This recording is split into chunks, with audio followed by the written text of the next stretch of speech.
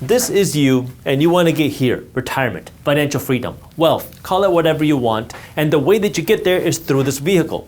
Now, a lot of people assume that the only vehicle to take you there is your 401k. But your 401k is one investment vehicle, and a lot of people are driving around in this Toyota Camry when you can turn it into a Lamborghini, just by understanding how to use this vehicle better to get you to a bigger retirement or to get there even faster. One of the biggest mistakes that people make in this process is they just start driving without knowing where they're actually driving to. They don't have an actual destination. So let's start with the end in mind. What is your goal? What is this retirement? What does this wealth look like? And there are two parts to this. One is the financial part, how much money do you need? And number two is the non-financial part. So let's break this down. The traditional rule here that pretty much every financial advisor will tell you is the 4% rule. Now, I'm personally not a huge fan of this. I'll talk more about that a little bit later. But what the 4% rule says is figure out how much money you would need to survive and live your life comfortably for 12 months. Then take that number and divide it by 4%. So hypothetically, let's say you want $5,000 a month or you need $60,000 a year to be able to live your life financially comfortably. You take that $60,000, you divide it by 0.04 or 4%, and that means you're gonna need about $1.5 million to be able to retire comfortably. The idea being that you'll be able to pull 4% out, that's $60,000 a year, and adjust it for inflation, meaning take out more money the year after that and the year after that, every year, and you should have enough money until you die. That's the 4% rule to figure out how much money you need. The other part to this is, well, what happens if you do this right? You build this Lamborghini really quickly and you can get to this financial number a lot sooner than expected. If you hit this $1.5 million number tomorrow, what are you gonna do? Now you might say, well, Jaspreet, I'm gonna travel the world and I'm gonna do all the things that I've been wanting to do. Okay, you do that for 6 months. You do that for a year. Then what? There's a saying, those who retire early die early, because what a lot of people end up doing is they work a job that they hate for 30, 40, 45 years, then you quit. All you're used to doing is working, and now you have nothing to do. You have money in the bank, so you go to the sofa and you turn on the TV and you sit there and you watch the stupid box, the TV, all day and night long, and then you let your brain rot. So I want you to start thinking about this, because you might be seeing this with your parents, you might have seen it with your grandparents or your uncles or aunts or other people, where when you get older and you hit the retirement number and now you just sit there doing nothing, it's not good for you mentally, physically, spiritually. So what is it that you would do if you had that money sooner rather than later? That way you can start building your dream life, and then when you have the money, you can start actually funding that dream life too. So now you've set the goal, you've set the destination, you know where the GPS has got to go. Now, how do we actually go from here to here? What are the vehicles to get there? And for most people, there are only two vehicles to get somebody from this point to here. Number one is your 401k, and number two,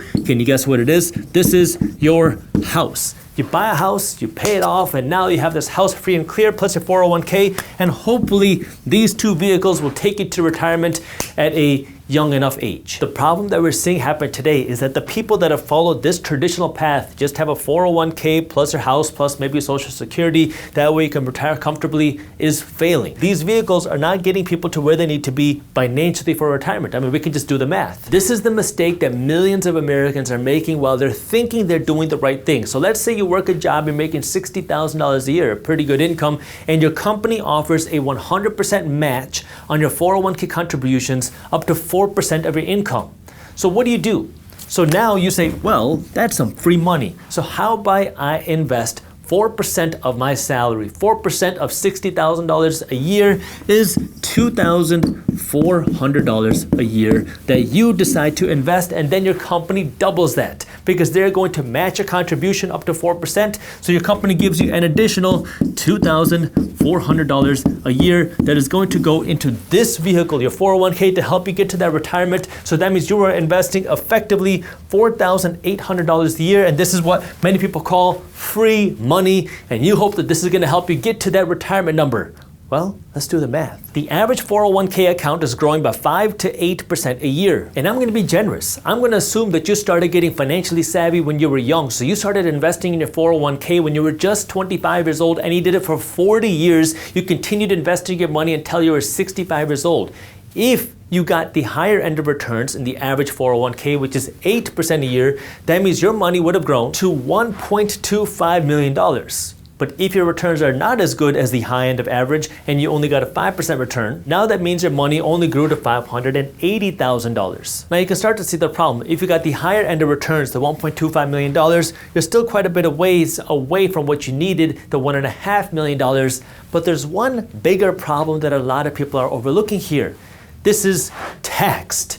Because if you put all of that money in, if you put all of your 4% of your income in, and that means that money was not taxed when it went in, the money grew tax-free, you have to pay taxes when the money comes out. This is how a traditional 401k works. If you used a Roth 401k, well, that means you pay taxes when the money goes in. So now instead of you investing $2,400, you would have invested a fraction of that, maybe 10 or 15% less than this, because, well, you have to pay taxes first. So in this example, with the traditional 401k, you got $1.25 million in here, but when you pull this money out, you have to pay taxes, which means you are left with even less money than here, which leaves you further away from your goal. But then you tell yourself, well, Jaspreet, wasn't I making monthly mortgage payments every single month? Isn't that building equity in my house? And kind of, except the way that banks work is they follow what's called an amortization calculator, an amortization schedule, which means that they front load your mortgages.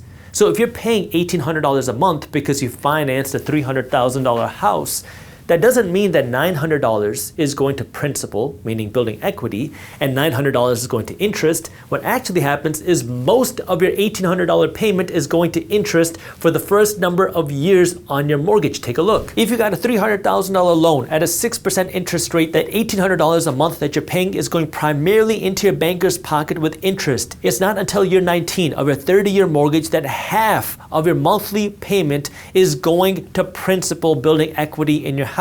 If you enjoyed this clip and you want to continue your financial education journey, I have another video that I think you'll love. All you got to do is click that button right over there. And for those of you who want to stay up to date on the top finance and business news, you can join Market Briefs, my free financial newsletter, by clicking that button below. Thank you for watching, and I'll see you in the next one.